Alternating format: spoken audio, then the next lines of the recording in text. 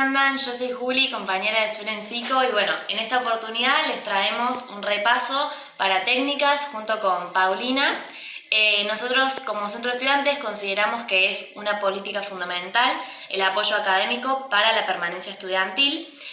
Seguramente pudieron ver otros repasos y grupos de estudio que damos, y estas iniciativas las fortalecemos gracias a compañeros y compañeras, ayudantes y docentes, ya que como estudiantes siempre necesitamos por ahí cumplimentar nuestro estudio con algún otro apoyo académico. Entonces por eso consideramos que al ser una universidad pública, todos y todas tenemos el derecho al acceso a una educación de calidad y garantizada para todos y todas. Así que bueno, muchas gracias a Paulina por sumarse a la iniciativa. Muchas gracias a ustedes también por estar viéndolo. Y nada, les deseo muchos éxitos en la rendida y felices fiestas. Nos vemos. Hola, ¿cómo están? Bueno, yo soy Paulina, soy profe de estadística y de técnicas psicométricas y hoy les quiero contar un poquito en qué enfocarse en el momento de estudiar para el final de técnicas B. Lo primero que tienen que saber es que la materia se divide en dos grandes ramas. La primera parte va a estar dedicada a lo que son los conceptos básicos de lo que es la psicometría y también las normas que se exigen para que una prueba sea válida y confiable. Entonces van a ver al primer momento que vamos a trabajar con lo que es definir qué es un test psicométrico, definir cuáles son los niveles de medición, definir qué es la psicometría, para después ya meternos de lleno a la clasificación de los test psicométricos y después las normas técnicas como confiabilidad y validez, y también si es conveniente adaptar test o construir test nuevos. La segunda parte ya se empieza a hacer un desarrollo de lo que son las diferentes pruebas psicológicas, ¿sí? Entonces vamos a ver diferentes tipos de test que hacen a lo que son la psicología clínica, organizacional, educacional. Lo importante que tienen que tener en cuenta es, con cada test, ver a dónde se aplica, para quién se aplica, ¿sí? Si es grupal, si es individual, qué es lo que mide, son todas cuestiones que tienen que ir teniendo en cuenta. En la primera unidad se trabaja con lo que es el desafío de medir en psicología. Vamos a ver el modelo representacional. Ustedes piensen que cuando uno va a medir tenemos lo que es el modelo clásico y el modelo representacional. El clásico es la medición de las ciencias naturales que conocemos todos desde la primaria y la secundaria, pero el modelo representacional, lo que nos permite a nosotros, como lo vieron en estadística, es poder representar relaciones con los números, ¿sí? Y esas relaciones van a formar diferentes niveles de medición, como ustedes los conocen, nominales, ordinales, intervalares y proporcionales, que en este caso los trabajo como variables métricas. Después vemos lo que es si es posible medir o no en psicología, cuáles son las dificultades. Acá es importante tener en cuenta que la medición en psicología es una medición indirecta, porque estamos trabajando con constructos, es decir, con rasgos inobservables. Por lo tanto, no podemos hacer una medición directa de los constructos psicológicos y cuáles son los problemas que tenemos en la medición. Después, el concepto importante de qué es la psicometría, cuáles son las ramas de la psicometría, y re importante que tienen que saber sí o sí concepto de test psicométrico y también cuáles son las limitaciones y las ventajas que tienen los test psicométricos. En la unidad número 2 empezamos a trabajar un poco sobre los test, ya nos metemos de lleno en la materia. Vamos a ver los 4 usos principales de los test, que si no me equivoco los tengo acá, sí, que tenemos el uso clínico, uso en centros educativos, o sea, en el área educacional generalmente, en consejería, la evaluación laboral o organizacional, que también tiene que ver un poco con la orientación vocacional, y también en el ámbito de la investigación. Después vamos a tener un criterio de clasificación que va a trabajar un poco, ya lo vamos a ver un ratito, de que pueden ser de acuerdo al formato, al estilo de respuesta, pero lo que más me interesa que ustedes sepan es la diferencia entre lo que son los test de ejecución máxima y los test de respuesta típica. Muy, muy, muy, muy importante que puedan establecer una diferencia teórica, sobre todo conceptual, de qué hacemos referencia cuando hablamos de test de ejecución máxima y a qué hacemos referencia cuando hablamos de respuesta típica. Por último, se va a trabajar con las tendencias actuales, que son los test informatizados, que son los que estamos acostumbrados a trabajar nosotros ahora, y cómo hacer para buscar test psicométricos por medio de la web, ¿sí? Una de las clasificaciones que tenemos en esta unidad 2 van a ser según la administración, si son individuales o grupales, según el formato, si va a ser de ejecución, si va a ser lápiz y papel, visual, con fotografías, por ejemplo, auditivos, que nos hagan escuchar un sonido y uno tener que levantar la mano, por ejemplo, para ver de qué lado lo escuchamos, computarizados, como pueden ser los exámenes de la facultad, son test computarizados. Y también según el modelo teórico, y acá es importante que ustedes puedan distinguir entre lo que es la teoría clásica de los test y la teoría de respuesta al ítem. Si bien el profe en este caso no le da mucha importancia a esta clasificación del modelo teórico, está bueno poder identificar qué significa cada una. Esta clasificación es la que yo les decía que más me interesa que ustedes sepan. Los test de ejecución máxima nos permiten medir inteligencia, aptitudes, habilidades, las relaciones que hay entre el cerebro y la conducta y también el desarrollo infantil. La mayoría de los test, si es que no todos, que midan esas variables que yo les nombré recién, inteligencia, aptitudes, habilidades, las relaciones entre el cerebro y la conducta, que vendrían a ser los test neuropsicológicos, y las del desarrollo infantil, van a ser test de ejecución máxima y que tienen características muy puntuales, como por ejemplo, la persona tiene que estar muy motivada a la hora de hacer el examen o el test o la prueba que se esté haciendo, porque se está tratando de medir al sujeto en su rendimiento máximo, ¿sí? Entonces tiene que estar motivada. También va a haber preguntas correctas e incorrectas, va a haber un límite de tiempo y todo eso es lo que se diferencia con respecto a los test de respuesta típica, donde no tenemos límites de tiempo, donde no hay preguntas correctas e incorrectas y además donde se evalúa al sujeto o al individuo en su conducta habitual, ¿sí? A las cuestiones que hacen a su vida cotidiana. Dentro de los test de respuesta típica vamos a tener para medir personalidad, actitudes, autoeficacia, intereses vocacionales, ¿sí? Importante que sepan qué escala pertenece a cada una de estas variables, o sea, les van a preguntar, por ejemplo, qué mide el, no sé, MMPI, ustedes tienen que saber que miden rasgos psicopatológicos de la personalidad, por ejemplo. Después ya en la unidad número 3 nos metemos con lo que son las normas técnicas. Las normas técnicas van a ser la validez y la confiabilidad en este caso. La unidad número 3 vamos a trabajar con la validez, cuál es el concepto y cuál es la utilidad. En validez tienen que saber qué es que el test mida lo que pretende medir, ¿sí? Si yo quiero hacer un test para verificar, no sé, la ansiedad ante los exámenes, bueno, que mi test tenga ítems que mida la ansiedad ante los exámenes. Y vamos a ver que tenemos diferentes evidencias de validez, esto lo toman mucho, es una unidad muy importante. Son las evidencias internas y externas, describir los procedimientos, cuáles son los estadísticos que se trabajan para cada una de las evidencias de validez y los ejemplos también de aplicación de cada una. Yo acá les dejo un cuadrito donde tienen las diferentes evidencias de validez, basada en el contenido del test, basada en la estructura interna, basada en los procesos de respuesta, basada en la relación de las puntuaciones del test con las variables externas. Acá se va a desglosar en lo que es el test criterio, convergente discriminante y grupos contrastados, y basados en las consecuencias de la aplicación. ¿Cuáles son los que más suelen tomar? Basadas en el contenido del test, porque hace que la muestra de ítems sea representativa realmente a aquello que uno quiere medir. Basada en la estructura interna del test, que esto se hace mediante el análisis factorial, que es algo que es bastante importante en psicometría, donde mide que las diferentes partes del test estén vinculadas en aquello que se quiere medir. Basada en las puntuaciones con las variables externas, recontra lo toman. Test criterio, convergente discriminante, lo toman siempre, apréndanselo muy, muy bien. Las otras no son por ahí, estas dos no son tan importantes. De todas maneras tienen que saber, ¿no?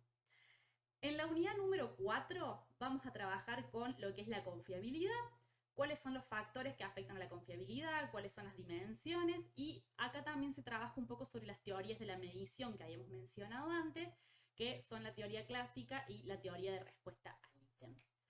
También les hice un cuadrito donde tenemos las diferentes dimensiones de la confiabilidad para que les quede mejor y más claro. Vamos a tener la estabilidad, la consistencia interna y la confiabilidad interexaminadores. Importante que sepan de estas dimensiones de la confiabilidad, primero, que no se las confundan con las evidencias de validez, son cosas distintas, son nada. La confiabilidad mide la precisión que tiene el test para medir un rasgo, un atributo, una variable. La validez tiene que ver en que el test mida lo que realmente quiere medir, ¿sí? Son conceptos distintos. Y para cada una de las dimensiones de la confiabilidad vamos a tener fuentes de errores que la confiabilidad va a tratar de resolver, métodos puntuales y estadísticos puntuales. Traten de hacerse este cuadro y aprenderse bien cuáles son los métodos para cada dimensión de la confiabilidad y cuáles son los estadísticos que se utilizan en cada caso. Algo a destacar. En caso de los estadísticos, uno puede pensar en un 0,80 de un R de Pearson, de un Spearman-Brown, de un alfa de Cronbach. Este 0,80 nos indica que tenemos una buena confiabilidad en la dimensión que estemos analizando. Pero con fines de investigación, muchas veces, cuando se alcanza un coeficiente de 0,70, a veces es suficiente para pensar que tenemos una buena confiabilidad, solo para fines de investigación. Cuando tenemos que tomar decisiones, es importante tener un coeficiente de 0,80 o incluso más alto. En la unidad número 5 empezamos a ver lo que son las interpretaciones de puntuaciones. Acá vamos a ver qué tiene que ver con el puntaje original del test. Por ahí está bueno que sepan definir qué es el puntaje original, porque empezamos a trabajar con que tenemos puntaje natural, puntaje bruto, puntaje, no sé, el puntaje para la TRI. Hay diferentes tipos de puntaje, entonces el puntaje original tengan en cuenta que, por ejemplo, puede ser la sumatoria de las puntuaciones, puede ser, no sé, la puntuación de la escala ipsativa. Cada test tiene una forma de puntuar diferente, entonces es importante que puedan distinguir a qué hablamos cuando hablamos del puntaje original. Después tenemos dos tipos de interpretaciones. Una vez que nosotros tenemos el puntaje, tenemos que poder interpretar qué nos está diciendo ese puntaje. Entonces vamos a tener lo que son la interpretación referida a normas, que cuando hablamos de normas estamos haciendo referencia a un grupo normativo, a un conjunto de personas que ya fueron evaluados y que ya tienen un valor determinado. Y acá vamos a poder trabajar con lo que son las puntuaciones lineales, puntaje Z, ya lo vieron en estadística, y las transformaciones no lineales, percentiles, que también lo vieron en estadística.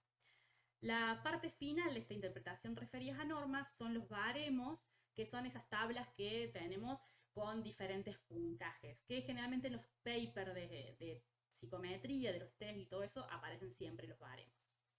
Y después tenemos la interpretación referida a criterio, que en este caso no trabajamos con un grupo de referencia, sino que trabajamos con un objetivo de logro que la persona pretende alcanzar. En la unidad número 6 vamos a empezar a ver si conviene adaptar un test que se haya hecho en otro ambiente, por ejemplo en otro continente o en otro país, o si conviene construir un test con baremos locales. Van a tener que tener en cuenta cuáles son aquellos aspectos que diferencian entre lo ético y lo émico y cuáles son los sesgos de ítem, de constructos y metodológicos. Los sesgos los toman siempre, así que mucho ojo, apréndanse bien cada uno de los sesgos en la cuestión de la adaptación de los tests. Bueno, nada, en construcción de test y en adaptación de test vamos a tener cuáles son los métodos y los pasos para cada uno de ellos. En adaptación de test también es importante que sepan cuáles son los tipos de traducciones que hay y cuáles son los estudios de equivalencia. Muy importante esta última parte.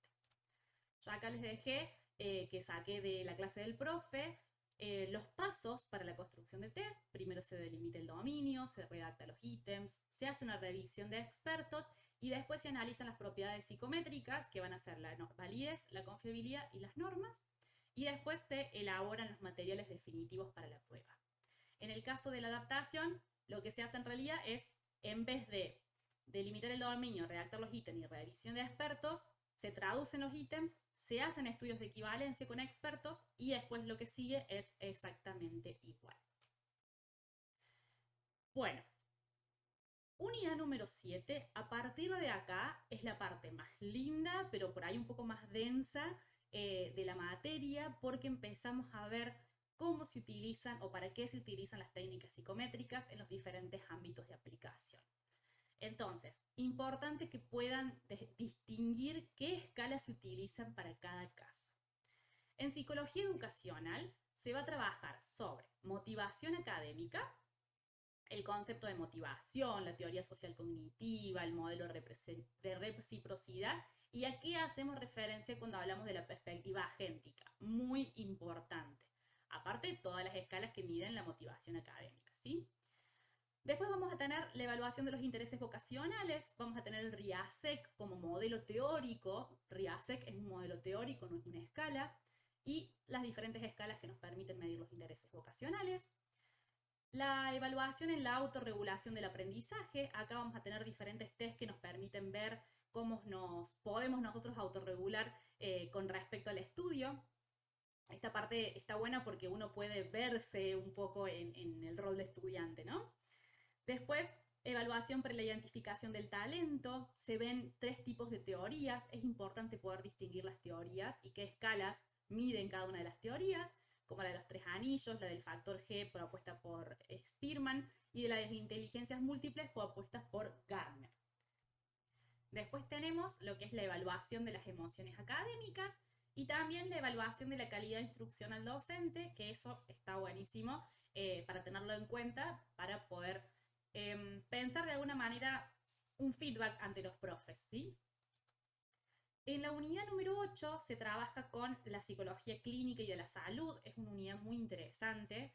En este caso se van a trabajar con pruebas para detectar trastornos mentales, como por ejemplo el MMPI, después para poder diagnosticar y evaluar la severidad de los trastornos.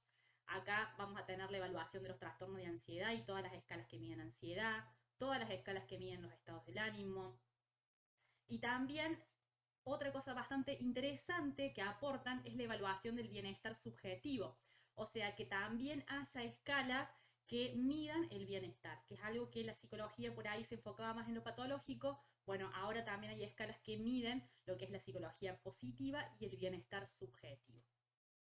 Por último, en la unidad número 9, vemos lo que es la psicología organizacional y cuáles son los test que se utilizan. Acá hacemos referencia cuando hablamos del campo de la psicología organizacional, cómo se puede evaluar el bienestar en el trabajo, y acá está buenísimo porque se empieza a ver lo que es el estrés laboral, que puede asociarse con el burnout, que es el síndrome de la cabeza quemada, como lo llamamos todos, y también la evaluación del bienestar laboral y el engagement, cómo a falta de uno tenemos otro, cómo podemos ir yendo de un lado de un burnout a un engagement, ver, y acá también es importante una cosa, ver qué es lo que plantean los diferentes autores. Hay autores que plantean que a altos niveles de burnout, bajos niveles de engagement, y al revés, a altos niveles de engagement, bajos niveles de burnout. Después hay algunos autores que plantean que el bienestar implica una cosa, que el burnout implica otra. Entonces está bueno poder identificar esas cuestiones teóricas con los autores. Y por último, la evaluación con fines de selección, y acá se hace una evaluación de lo que es el liderazgo, vamos a ver diferentes tipos de liderazgo, y también aquellos test que se utilizan para evaluar la personalidad. Tienen un montón de información para que vayan a sentarse con los libros, a estudiar, vean este video todas las veces que les haga falta. Espero que les haya sido de utilidad y bueno, cualquier cosa me escriben, ¿sí? Les mando un abrazo enorme. Chau, chau.